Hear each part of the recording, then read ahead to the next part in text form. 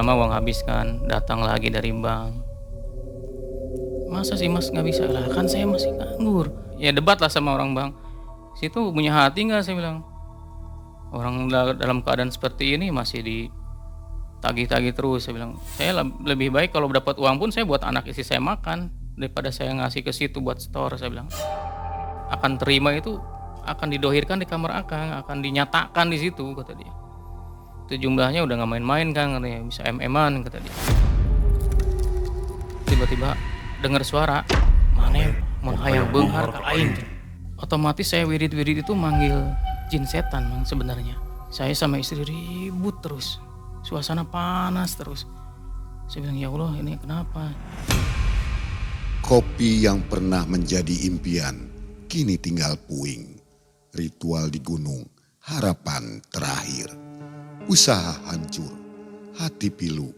Ia mencari kekuatan di puncak gunung. Dari kopi hingga kutukan.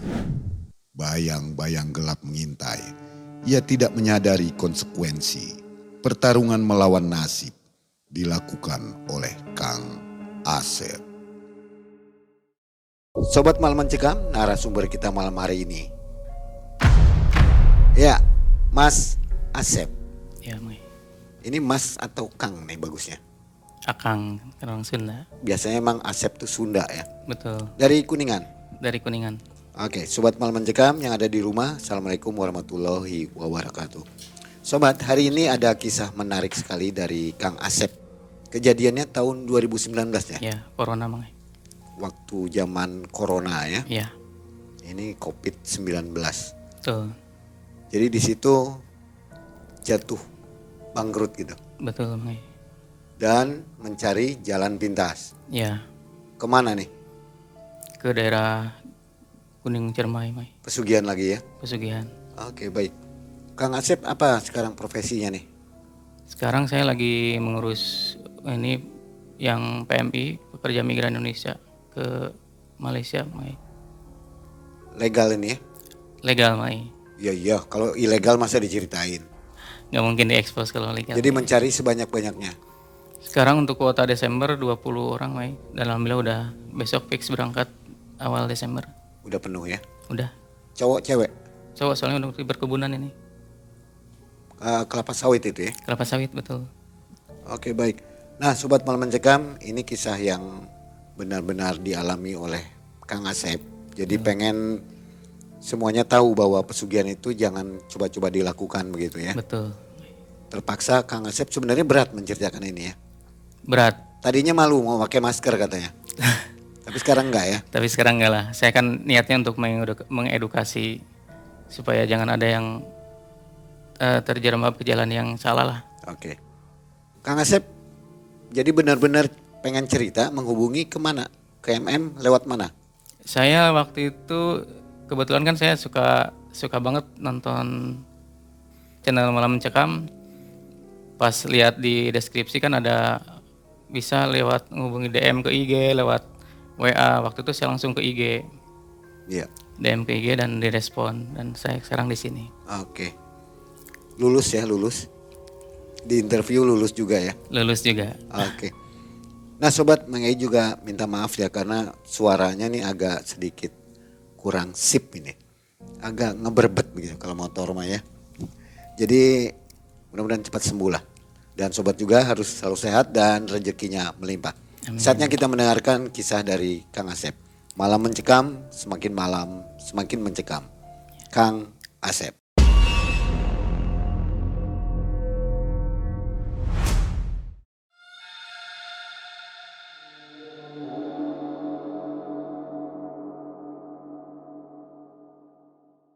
Awalnya dulu saya kan menggeluti dunia wira swasta Mai di Jakarta. Saya dari tahun 2010 sampai pas 2019 corona itu usaha masih enak-enaknya Mai. Di bidang apa nih? Di bidang warkop. Wira Warung swasta kopi. di bidang warkop. Pokoknya lagi enak-enaknya usaha. Bener. Penghasilan lagi mencukupi lah, keluarga tercukupi. Waktu itu saya pengen menambah, wah kayaknya kalau misalkan untuk nyari nambah penghasilan, saya harus nambah lagi usaha kan waktu itu. Saya satu warung sebulan bisa nyampe 10 juta Omsetnya. omsetnya Mang Ai. Pas ada info waktu itu kan, mau nggak kamu nambah usaha lagi, ada kios nih yang mau digarap. Ya udahlah, kontraknya berapa? Setahun 40 juta. Waduh, saya bilang nih harus ada uang berapa nih, saya bilang. Akhirnya saya pinjam, estimasi waktu itu saya kontrak 40 juta, estimasi sekitar 80-90 jutaan kan untuk operasional, untuk segala kan. Untuk sampai buka itu saya estimasi segitu. Akhirnya saya pinjam bank, Mae. Baru berjalan 1 tahun, corona, Pakai jaminan. jaminan sertifikat rumah saya. Nah sebelumnya itu saya punya utang juga ke leasing. Kan namanya usaha lagi enak tuh, pengen punya mobil kayaknya, tapi dengan cara kredit lah nggak apa-apa, saya bilang. Tuh kebayar ini karena usaha kan lagi enak, lagi enak-enaknya waktu itu kan. Akhirnya setahun saya buka, saya pinjam ke bank, corona, semuanya berantakan, Mai. 2019 berantakan. Untungnya waktu itu ada program penangguhan dari bank, kan berapa bulan setelah corona kan ada program penangguhan. Saya masih bisa bernapas lega lah. Dengan catatan saya udah nggak bisa berjualan lagi di Jakarta waktu kan, karena faktor PSBB segala rupa kan waktu itu, jadi nggak bisa. Akhirnya saya tinggalin semua lah, karena emang nggak tahu sampai kapan waktu itu kan. Banting setir saya di rumah. Wah, saya kan nyari peluang apa nih, saya ada sisa-sisa pundi-pundi kan waktu itu yang masih ada, saya puterin biar dapur ngebul kan, Mai. Saya usaha ayam potong waktu itu pas corona tuh. Baru berjalan berapa bulan, karena coronanya kepanjangan kan, animo masyarakat juga berkurang, daya beli masyarakat berkurang, bangkrut lagi. Saya jualan masker sebulan waktu itu, ternyata yang produksi masker tambah banyak saingan, akhirnya nggak laku. Akhirnya saya ngojek, Mang. Yang penting dapur ngebulah, saya bilang dalam maksud Quran. Ini ngojek motor atau mobil? Ngojek motor. Ngojek motor, Mang.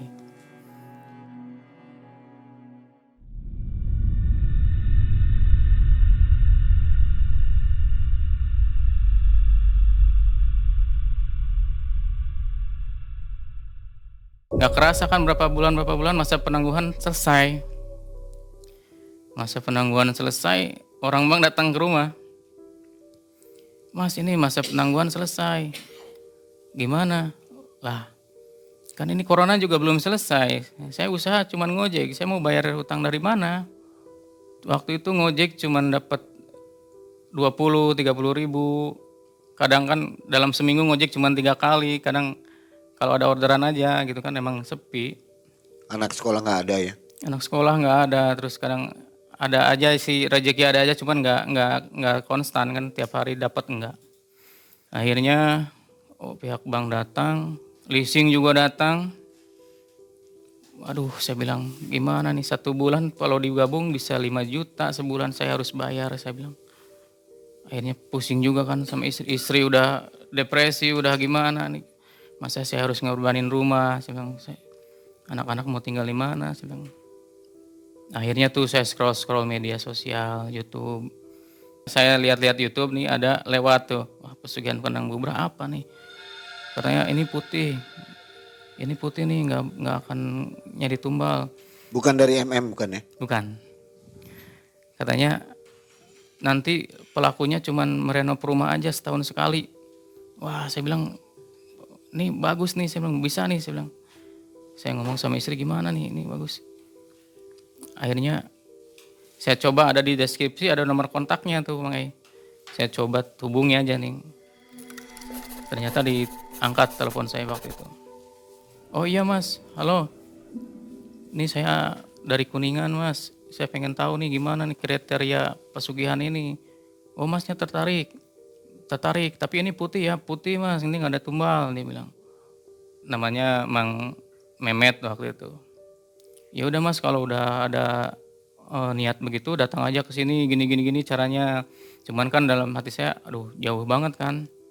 Saya Terus kembali lagi saya ke istri, "Ini mah gini gini gini gini." "Wah jauh banget," katanya, "ke Jawa.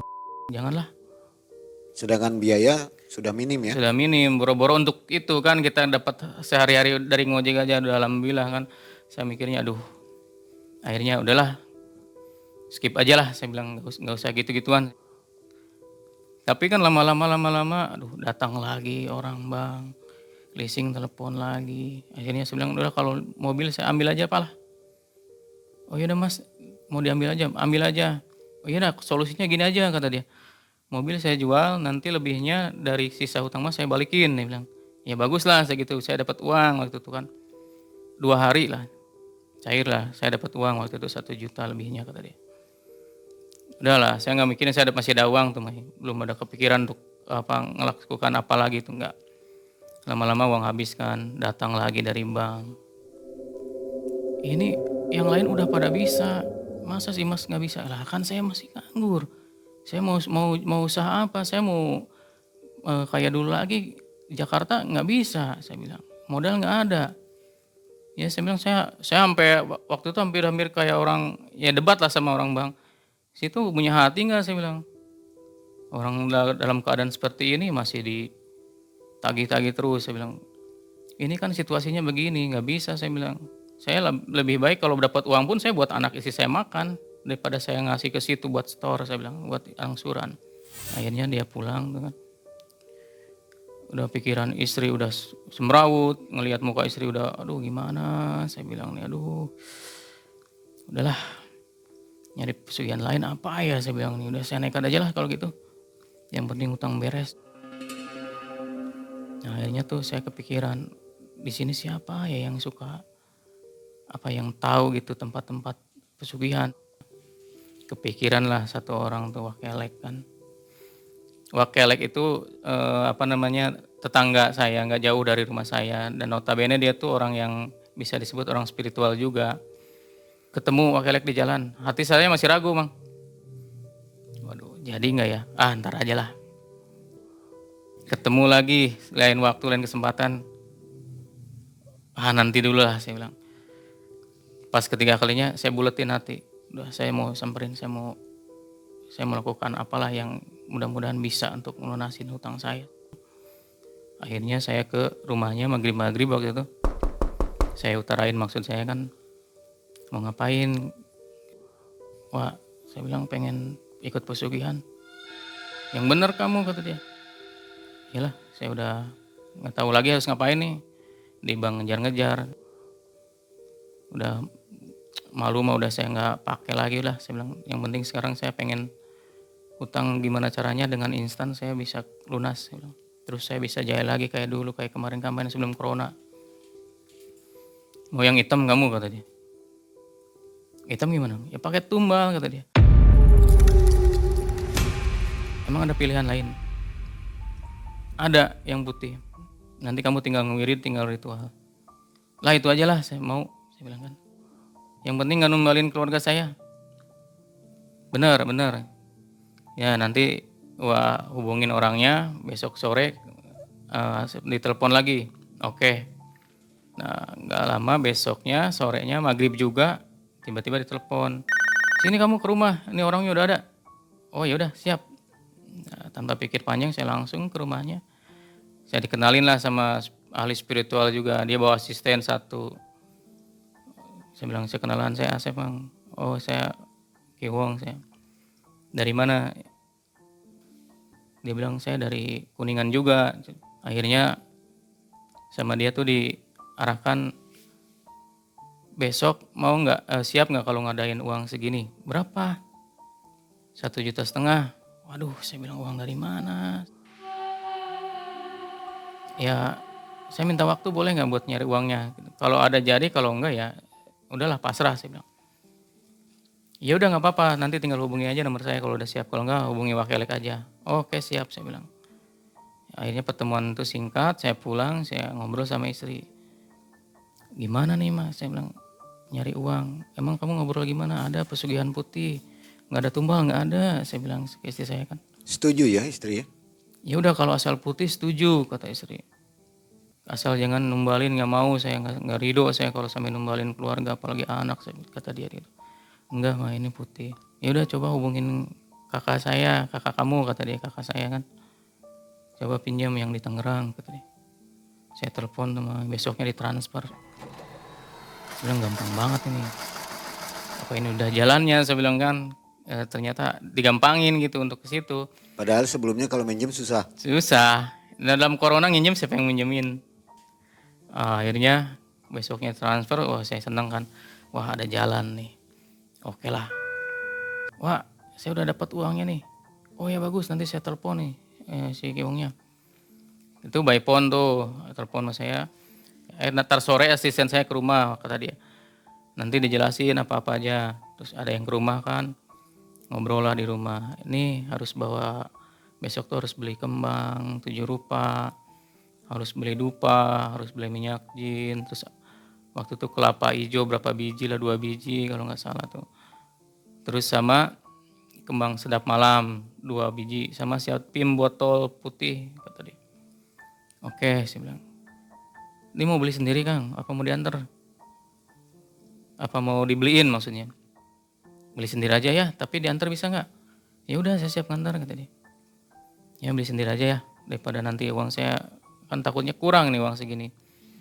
Akhirnya teleponlah saya ke Kang Kiwong, Kang, nah saya mau beli sendiri ininya. Oh iya udah, tuh si asisten saya udah tahu apa yang dibeli aja, apa aja yang dibeli, kata dia.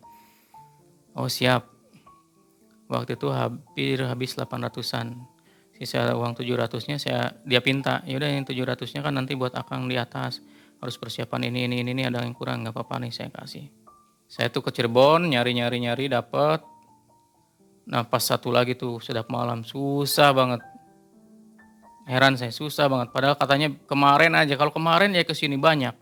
Lah kenapa sekarang susah? Saya bilang. Ini ada saya mikirnya negatif nih, ganjilan apa lagi nih, apa saya nggak boleh gitu. Sampai ngedapetin satu persyaratan aja susah banget. Sampai malam saya di Cirebon nyari-nyari. Tapi dapat juga dari ibu-ibu waktu itu. Ini ada katanya, untung saya kemarin nyimpen, saya beli kan. Waktu itu 20.000 kalau nggak salah 2 tangkai. Habis itu pulang, saya laporan ke Wakelek kan, nih udah dapet. Ya udah, besok sore kita ke rumah Kang Kiwong, kata dia. Kamu siap-siap ya? Iya siap. Waktu itu kalau nggak salah malam Rabu Selasa sore, saya diantar sama Wakelek pakai motor saya waktu itu. Pakai motor saya ke rumahnya si spiritualis itu. Ngobrol-ngobrol sebentar, terus dia bilang, kita briefing dulu ya. Maksudnya gimana? Ya kan sebelum ritual kita minta izin dulu, Kang, nanti di kamar ada di ruangan khusus di rumah saya ada ruang khusus, nanti kita masuk dulu. Oh yaudah siap.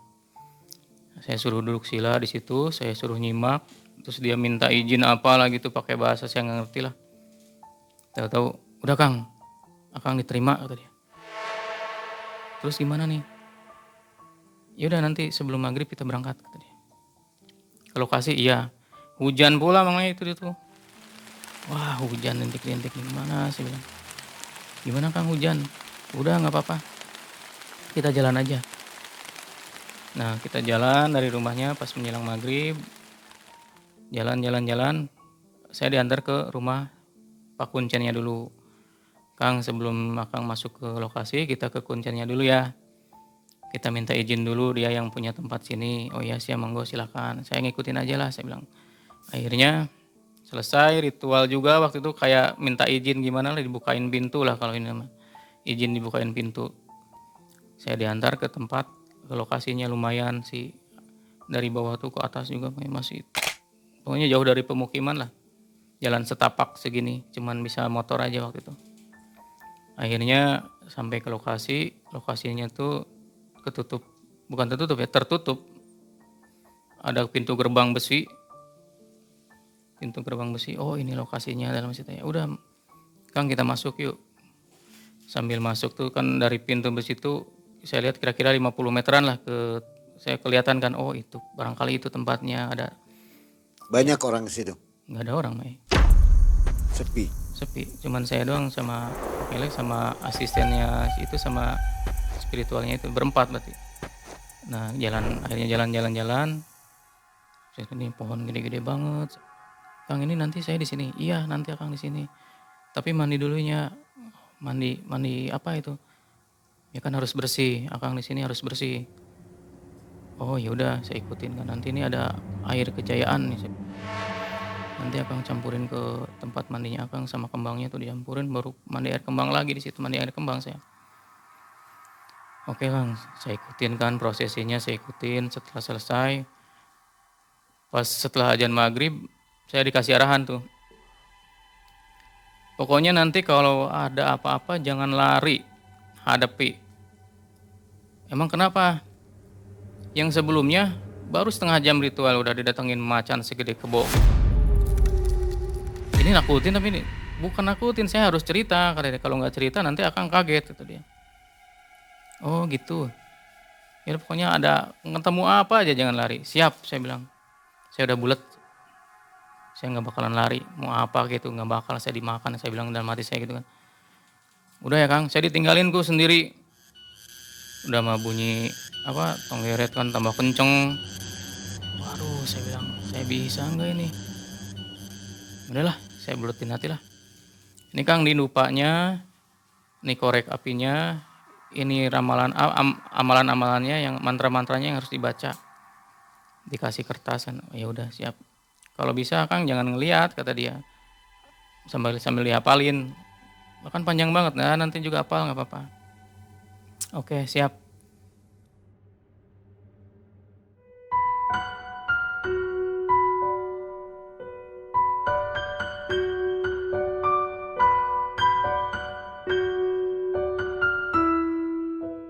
Pas mau menjelang Isya, setelah Isya, saya jari telunjuk bingin aja nggak kelihatan, nggak ada penerangan sama sekali. Akhirnya saya cuman dapat penerangan dari korek sama handphone. Waktu itu handphone kecil saya bawa buat komunikasi, katanya nggak apa-apa pakai handphone. Nanti kalau misalkan perlu ngecas dikasih power bank kata dia. Ya udah nanti saya pinjemin kata dia. Oke. Mulailah malam pertama saya di situ. Mulus Mang Ei sampai jam 11 saya wirid, jam 12, jam 1 saya wirid terus. Pokoknya yang di kertas itu saya bacain terus. Dupa habis saya nyalain lagi. Sampai pagi habis 3 apa 4 tuh. Nah, setengah 4 tuh saya antara sadar dan gak sadar Mang Ei. Saya tuh menunduk gini sambil ngewirid. Tahu-tahu tiba-tiba dengar suara mun hayang beunghar ka aing. Saya langsung gini sontak gini, aduh. Terus saya lihat muka tuh, pokoknya kayak apa sih? Borok tapi semuka-muka. Tapi yang saya lihat tuh muka cewek itu. Udah tua, muka tua, udah orang tua cewek morok. Aduh, saya bilang. Hanya kepala itu? Cuman kepala, penampakan kepala. Pas sebelah kanan kepala saya Mang Ei. Mun hayang beunghar ka aing.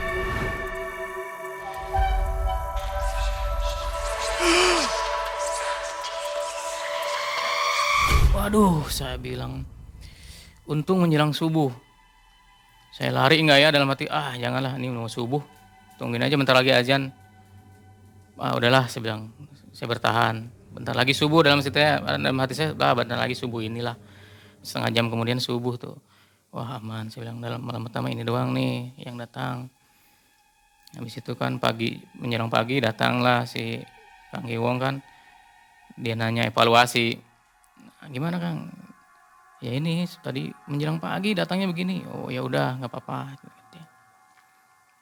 Kang istirahat aja. Cuman jangan keluar dari area sini kata dia.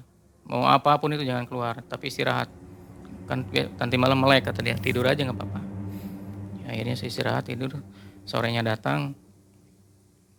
Dia pas mau maghrib datang tuh ngasih nasi sekepal buat buka puasa. Emang kan saya disuruh puasa waktu itu. Jadi pas pertama itu puasa sampai selesai tadi. Oke. Kuat Kang puasanya? Alhamdulillah kuat. Saya istirahat kan. Ya udah. Ini buka puasanya Kang. Tapi habis ini puasa lagi sampai pagi lagi, sampai besok maghrib lagi. Jadi puasa tuh dari maghrib cuman makan sekepal nasi putih, minum air seteguk. Jangan sampai setengah juga enggak. Sampai malam, sampai pagi lagi, sampai maghrib lagi bukanya. Dia bilang, oh begitu caranya, iya ya udah. Kuat nggak? Kuat. Nah malam kedua, malam Kamis, mulai lagi saya setelah Isya jam 9 lah. Udah Kang nggak usah setelah Isya banget, kata itu kan, jam 9 juga nggak apa-apa mulainya, biar nggak terlalu gimana lah, kata ya udah siap nggak apa-apa. Nah malam kedua hujan juga tuh rintik-rintik, aduh bener saya bilang gelap sendiri lan main, aduh jam 11 tuh perasaan tuh anjing tuh ngegonggong, awal kedengaran tuh jauh, gonggongan anjing tuh jauh, tapi kok kayak deket, lolongan anjing tuh.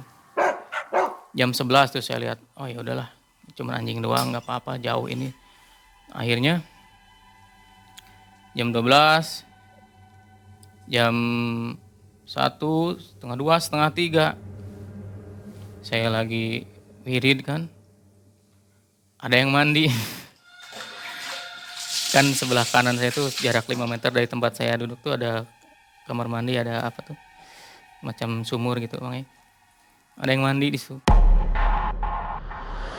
Siapa itu, kan saya sendiri di sini, saya bilang siapa itu, ya ampun ya Allah, saya bilang udahlah saya nggak hirauin tuh, nggak lama juga cuman paling 2 menitan lah hilang suara itu, sampai pagi mulus Mang. Nah hari kedua kan selesai itu Rabu malam Kamis. Nah Kamis pagi istri saya telepon, gimana keadaannya di sana? Nggak apa-apa, saya sehat. Saya bilang nggak apa-apa. Ini saya kayaknya mau ngasih tahu, katanya. Tadi malam ada yang ngetokin rumah. Ngetokin rumah, saya bilang ada apa ini? Ada orangnya? Nggak ada. Bahkan tadi subuh aja diketok-ketok rumah. Saya bilang kan ke si ahli spiritual itu kan, pagi-pagi nyamperin lagi tuh. Gimana Kang evaluasinya? Semalam kejadian apa lagi? Cuman begini aja, katanya ada yang mandi. Oh ya udah nggak apa-apa, nggak ganggu. Cuman di rumah ada yang ngetokin. Wah bagus itu, katanya. Akang nggak usah lama lagi di sini. Bagus kenapa? Saya bilang. Ya pertanda bahwa Akang rezeki Akang tuh udah nyampe. Akang di sini ritual nyampe ke rumah. Berarti udah connect, kata dia. Jadi gimana? Kita selesaikan aja sampai malam Sabtu, kata dia. Berarti saya 2 malam lagi. Ya sekarang kan Kamis. Iya 2 malam lagi, semalam lagi nanti. Terus besok malam lagi, semalam lagi, kata dia. Oh ya udah, kalau saya bilang, saya turutin kan. Sekarang istirahat aja, katanya. Kamis pagi kan istirahat.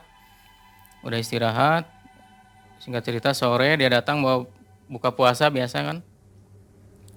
Pas malam Jumat, wah ini malam sakral nih, saya bilang. Ada apa lagi nih? Awal-awal dari jam 9 mulai 10, 11, wah kok nggak ada apa-apa. Hujan juga waktu itu malam Jumat. Cuman kedengeran ada suara langkah-langkah itu kucing, saya bilang paling ngelengkah-ngelengkah, saya nggak hirauin lah. Jadi kejadian itu yang saya analisa dari malam pertama, malam kedua, jadi menjelang pagi terus. Saya antara sadar dan yang sadar, dari gerbang tuh ada anak kecil jalan Mang cewek, rambut panjang, anak sekitar usia 3 tahunan, cewek. Cuman diem, nggak ngomong apa-apa. Awal nggak ngomong apa nih. Saya bilang, kamu ngapain di sini? Saya bilang, hatimu aduh, apa aku ini? Kamu ngapain di sini? Saya bilang, saya pengen dinyanyiin dong. Kok dinyanyiin? Saya bilang, dinyanyiin apa? Ya saya pengen ditembangin, kata dia. Pas saya lihat ke gerbang kan sebelah kiri jauh. Waduh, itu ibunya apa sih? Tapi nggak ada suara. Pakai baju putih semua, rambut panjang, tapi cantik. Cantik Mae. Cuman begini aja nih, pakai bahasa isyarat. Gini. Tuh, itu mama kamu bukan, kamu dipanggil pulang sana. Pulang. Akhirnya pulang. 2:30, menjelang pagi, subuh lagi. Itu malam Jumat. Nah, Jumat pagi datang lagi. Gimana? Saya didatangkan gini, anak kecil tapi dia minta dinyanyiin, ditembangin. Ya udah, berarti fix Kang. Yang datang bagus semua, kata dia. Bagus semua gimana? Saya bilang. Ya udah Kang, ntar malam kita jam 12 malam kita pulang aja, kata dia. Malam Sabtu. Pulang berarti selesai nih. Terus gimana? Ya udah, Akang ikutin aja, katanya. Sekarang istirahat aja dulu. Saya istirahat. Di rumah tetap ada yang ngetok, Mang.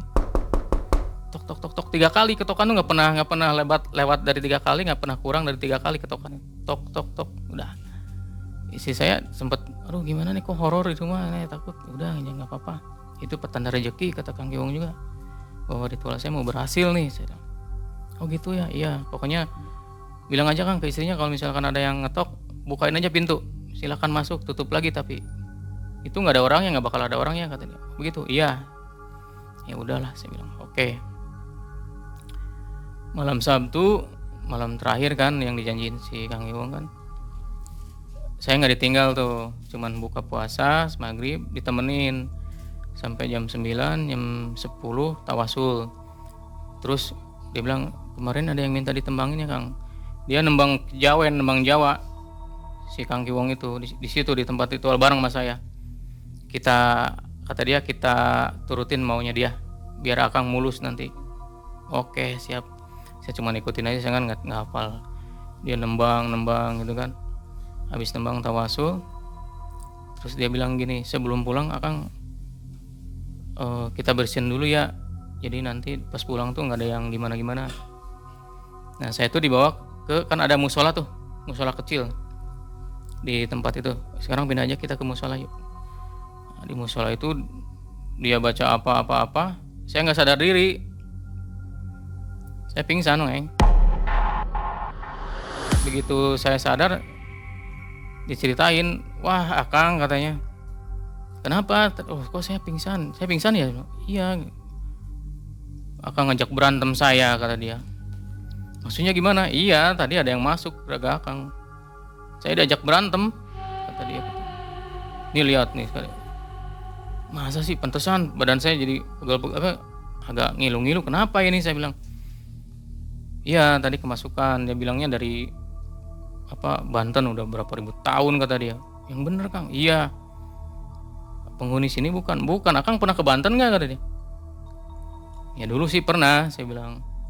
Dulu pernah ke Banten, dulu saya emang bukan ritual sih, dulu pernah ngedatengin orang pinter lah dulu. Ngapain ke Banten kata dia? Waktu itu saya pengen nyari ini juga sih, katanya, biar dagang laris. Saya bilang minta air orang Banten katanya bagus. Oh pantas kata dia, pas ini yang masuk dari Banten katanya pasti ngikut kata dia. Sekarang gimana Kang? Udah beres katanya, udah saya bersihin, udah saya sterilin kata dia. Jadi waktu itu cari penglaris untuk supaya laris warkopnya gitu.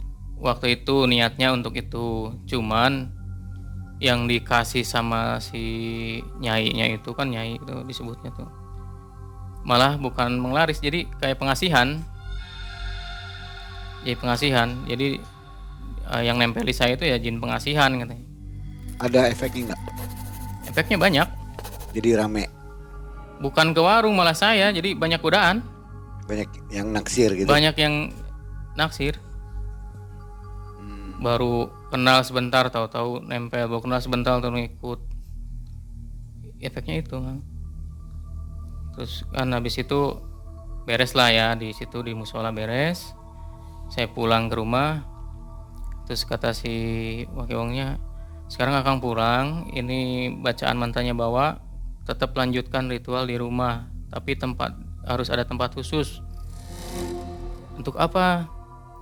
Ya kan untuk nanti Akang kan ini udah ada koneksi, udah connect nih, karena udah nyambung dari tempat Akang kemarin sekarang ritual, nanti di rumah ini udah nyambung, alamatnya udah sampai. Nanti uang yang akan terima itu akan didohirkan di kamar Akang, akan dinyatakan di situ kata dia. Itu jumlahnya udah nggak main-main Kang katanya, bisa MM-an kata dia. Oh begitu, berarti kita setengah berhasil kata dia. Mudah-mudahan kata dia. Jadi udah pada seneng lah. Akhirnya di rumah malam Minggu saya istirahat total tuh. Malam Minggu saya belum, malam Senin saya mulai kan. Malam Senin saya mulai biasa seperti di tempat ritual kemarin, tapi ini tempatnya di kamar saya. Pakai ya si bunga sedap malam itu yang saya beli waktu awal tuh emang gak dibawa, khusus taruh di botol. Dan sampai saya 4 hari itu seger, nggak layu. Kan harusnya layu. Terus si Kang Giwong kan datang waktu malam Senin tuh, Kang ini bagus kok nggak layu. Wah cina bagus nih, petanda bagus kata dia. Kita terusin, kita lanjutkan, gencerkeun kata orang Sunda mah. Oke siap, saya bilang. Malam Senin saya biasa doa harus dalam keadaan gelap kamarnya, jangan ada yang masuk Kang. Siap, saya bilang. Habis itu saya sama Mang kejadiannya sama kayak di tempat ritual. Jadi antara sadar nggak sadar saya didatengin terus. Wah ini pas lagi wirid gitu, tahu-tahu kan keadaan gelap tuh. Kamar emang gelap gulita, nggak boleh ada penerangan. Tapi terang banget. Tahu-tahu ada cewek pakai baju kemben gitu. zaman dulu. Terus ininya pakai sanggul. Ketawa dia, bukan ketawa, ngajak senyum ke saya. Aduh, kok di rumah juga kayak gini, kelihatan yang dinampakin. Saya bilang, ini apa? Ya kan sebelumnya bilang gini juga, nanti kalau ada apa-apa telepon saya aja. Saya telepon juga, Kang, saya baru ritual sebentar lagi gini. Udah bagus Kang, terusin kata dia. Sebentar lagi nyata ini, sebentar lagi nyata nih, kita udah optimis kata dia. 10:30 waktu itu hujan petir kalau bahasa Sundanya dordar gelap, dengeran banget kan. Wah ini ada apa nih, jadi kayak saling bersautan nih, dur gitu. Istri saya tidur di ruang TV, dia nggak di kamar kan. Jadi jarak kamar saya cuman sekitar 5 meter lah dari ruang TV kan. Yang saya waktu itu baca mantra yang diterusin di situ kan. 10:30 saya nyata banget denger kayak kulkas dijatuhin dari plafon kenceng banget. Saya sampai mau loncat, saya lagi gini, aduh apa ini. Saya langsung keluar kamar, saya cari, nih nggak ada yang pecah, nggak ada yang jatuh. Istri saya pules, padahal itu jaraknya dari ruang tamu paling 3 meter. Ya mungkin kalau nggak dengar, cuman saya doang yang dengar.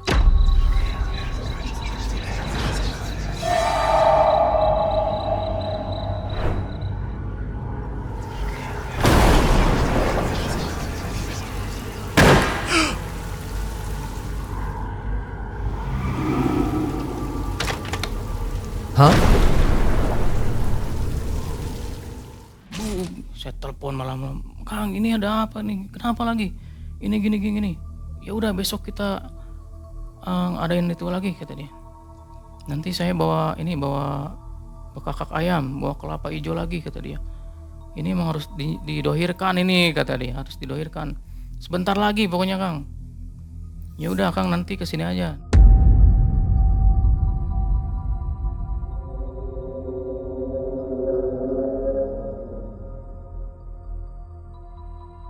Nah malam Rabu datanglah dia ke rumah, bawa segala kelapa apa pokoknya mah kayak sesajen lah. Terus dia bawa asisten satu, kita bertiga di kamar tuh. Dalam keadaan gelap juga. Terus baca apalah di kamar saya nih. Terus saya bilang, Kang mau nggak? Dia bilang biar Akang tahu nih. Tahu apa? Ini di kamar ini uang udah berserakan kata dia. Yang bener Kang, kan saya nggak bisa lihat. Saya buka mata batin Akang kata dia. Boleh? Saya bilang saya pengen tahu, pengen lihat. Nah pas dibuka mata batin saya nggak mempan, tetap saya nggak bisa lihat. Mana saya nggak bisa lihat. Waduh siapa lagi yang nutupin nih kata dia kan. Siapa lagi yang nutupin nih? Maksudnya kita ngedohirin uang ini supaya uang ini nyata. Istilahnya para gaib-gaib itu saling berebut Kang kata dia. Jadi Akang tetap ditutupin supaya Akang nggak bisa lihat. Dia bilang gitu. Oh ya udahlah kalau gitu. Gimana? Ya udah Kang. Tahu-tahu dia ngejeplak ini salah kan ini tok. Saya nggak sadar lagi. Tahu-tahu saya bangun, Kang ada apa? Ngakunya dari Laut Kidul. Sanggup nggak kamu kata dia buat nyanggupin kemauan saya, kalau kamu mau uang itu nyata, sanggup nggak kata dia. Akhirnya kata si Kang Kiwang ini ngejelasin, Ya udah maunya apa, kata dia, maunya apa, saya turutin. Cuman saya nggak bisa nurutin kalau itu lebih dari di luar kemampuan saya, katanya. Ini dalam keadaan kemasukan ya? Iya, dia cerita. Saya nggak sadar. Dia cerita tadi begini Kang kejadiannya gitu. Oh gitu, kata dia. Terus dia bilang apa? Si yang masuk ke dalam saya itu bilang ini, ya udah saya mau laporan dulu ke Kanjeng Ratu. Kalau Kanjeng Ratu ngizinin, besok ambil uangnya. Tapi kalau enggak, ya itu saya nggak bisa apa-apa, kan ini. Saya cuman istilahnya penggawanya, kata dia. Iya Mbah, kata dia. Ditunggu ya, nanti saya mau ngadain apa yang Mbah mau, kata dia gitu. Akhirnya saya bangun, saya apa gitu kan. Sampai jam 12 malam waktu itu. Nanti ngadain nyari ayam jago ya, kata dia. Ayam jago, iya. Tapi jangan ditawar, kalau ada yang jual udah nawarin 100, 120, 120, jangan ditawar lagi. Nanti nggak bisa kalau ditawar, batal, kata dia. Ya udah, saya bilang. Paginya saya nyari-nyari dapet akhirnya biasalah diritualin lagi sama si Kang Kiwong tuh. Taruh di kamar saya, jangan ada yang nyentuh Kang ya. Oke. Tapi nanti malam ini diambil, saya mau ambil ke tempat ritual, kata dia. Semuanya, iya udah semuanya nggak apa-apa. Tapi kembang-kembang jangan diapa-apain ya di sini. Jadi tuh ada wadah-wadah Mai di kamar saya tuh, dupa, kembang apa gitu, ditata sama dia. Jadi tempat duduk saya baca doa-doa itu menghadap ke kembang-kembang itu. Oke lah kalau gitu, saya bilang. Nah hari besoknya itu dibawa semua. Saya tuh ada telepon, mau nggak ngojek ke daerah pesawahan. Jam 2:30 tuh Mai, 2:30 sore. Nanti saya kasih 150, kata dia. Oh ya udah mau.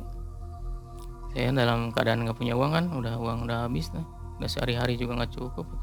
Saya ngojek, pas nyampe pesawahan baru nurunin itu kan yang ngojek ke saya. Istri saya telepon. Ya di mana kamu? Ini masih baru nurunin orang, kata dia. Jam berapa pulang? Tahu nih kalau orangnya minta ditungguin, saya tungguin dulu. Kalau enggak saya langsung pulang. Emang kenapa? Iya saya lagi duduk di ruang tamu, menghadap lagi duduk, istri begini, menghadap ke kamar itu terbuka makanya. Tahu-tahu nutup dengan sendirinya kenceng. Wah! Istri saya sampai istighfar, kaget langsung nelpon saya saking dia panik. Ada apa ini? Emang kenapa? Iya tadi barusan adek kamu ikut sholat di situ, kata dia. Aduh, terus gimana? Udah saya mau pulang aja, saya mau langsung ke Kang Kiwong, saya bilang. Akhirnya pulang lah, singkat cerita pulang, saya laporan Kang Kiwong. Tepuk jidat dia, Kang, nggak sayang kemarin sampai bermalam-malam di sana, kita ritual, akan ngabisin uang, kata dia kan, nggak sayang gitu. Emang kenapa? Ya udah batal semua, hilang semua itu. Ya kan saya nggak tahu, saya bilang. Ya kenapa Akang nggak kunci? Teledor banget sih Akang. Saya dimarahin, dia agak kecewa lah intinya. Ya wis gimana, saya bilang, mungkin udah kayak gini ya. Ya udah kita ulang aja lagi. Ya nggak bisa Kang. Akang mau kayak gimana juga nggak bisa. Akang udah batal, udah cacat istilahnya. Kalau untuk ritual lagi nggak bakalan ada yang terima. Akhirnya saya sama istri kan bilang gini ngobrol. Gimana mah nih kita batal? Ya kamu kenapa nggak dikunci? Ya akhirnya kita adu argumen, saling nyalahin. Ya kamu kenapa?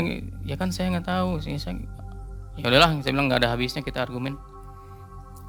Saya ketemuin lagi wakilnya gimana? Aduh, ya udahlah katanya. Udah lemas dengarnya katanya. Harusnya dikunci, saya kata dia, harusnya ini privasi, tempat privasi. Dari situ buyar, gagal, udah sia-sia lah yang saya lakukan di kaki Gunung Ciremai. Saya batal semua, pokoknya buyar semua, sia-sia semua. Gak lama kemudian ada orang datang, dia ngakunya dari daerah Cirebon tapi dia tinggal di Kuningan, datang ke rumah saya. Saya bilang, kok bisa tahu ada apa kemarin? saya sempat dapat wangsit katanya di sini ada yang mau datengin uang. Kok tahu Pak? Saya bilang, bapak-bapak. Lah kok tahu? Tapi saya nggak cerita apa-apa. Kok tahu? Ya tahu saya. Tadinya saya mau magerin, cuman nih magerin juga kayaknya telat. Magerin untuk apa? Ya takutnya uangnya lepas, tapi sekarang kayaknya udah nggak bisa, kata dia gitu. Saya bilang ya udahlah Pak, ada emang kejadiannya nggak tahu begitu mungkin. Saya bilang udah harusnya begitu, ya udah. Orang nggak kenal ini ya? Nggak kenal. Dia asli orang Cirebon, tinggal di Kuningan Kaler, berarti daerah Kuningan Kaler dia. Kata dia kalau sewaktu-waktu ada waktu ke rumah ya, kata dia. Nanti kita ngobrol-ngobrol, insya Allah Pak. Saya bilang, nanti juga ada jalannya, kata dia gitu. Iya Pak, saya bilang. Heran saya kok itu orang nggak kenal. Orang udah umur 65-an lah, udah tua gitu. Dari situ saya pasrah sama istri. Saya nyeselnya, ya Allah kok saya mau ya, berani ya begini ya Allah. Sedangkan dosa syirik, dosa musyrik itu ya Allah. Ya udahlah, saya bilang sama istri, saya ada teman kan, bukan ya guru agama gitu kan. Saya cerita ke dia, Bang. Gimana nih, saya udah gini-gini, astagfirullahaladzim katanya kamu. Tapi kamu gagal. Berarti Allah masih sayang sama kamu, kata dia. Udah jangan terusin lagi, jangan memang udah nggak bisa. Saya bilang terusin juga. Intinya kamu udah sekarang fokus. Saya dikasih wejangan kan, perbanyak sholawat, perbanyak istighfar, tiap mau tidur sholawat, tiap mau bangun tidur terus kemana-mana sholawat, kata dia kan. Banyakin istighfar, sholatnya jangan ditinggalin mulai dari sekarang biar kamu tenang, biar kamu nggak panik ngadepin situasi kayak gini, kata dia. Biar kamu nggak gelap mata ngadepin situasi kayak gini, kata dia. Ya udah siap, saya bilang insya Allah saya akan istiqomah, saya bilang dari situ. Akhirnya saya sama istri ngejalanin, Bang. Tiap malam saya sholawat. Habis lebaran saya ditelepon sama saudara saya. Kamu lagi nganggur nggak sekarang? Ya nganggur Pak, saya bilang. Ya udah ke ini aja, ke tempat saya modalin, mau nggak kamu usaha, kata dia. Wah, saya bilang alhamdulillah kan, angin segar banget kan. Modalin usaha, buka warung makan lagi, kata dia. Kamu bisa nggak gini nih? Bisa, saya bilang. Ya udah besok berangkat. Akhirnya saya berangkat, Bang, tahun 2022 awal. Saya berangkat, saya usaha lagi. Alhamdulillah tuh, Bang. Mungkin ya Allah ngasih jalan gitu ya.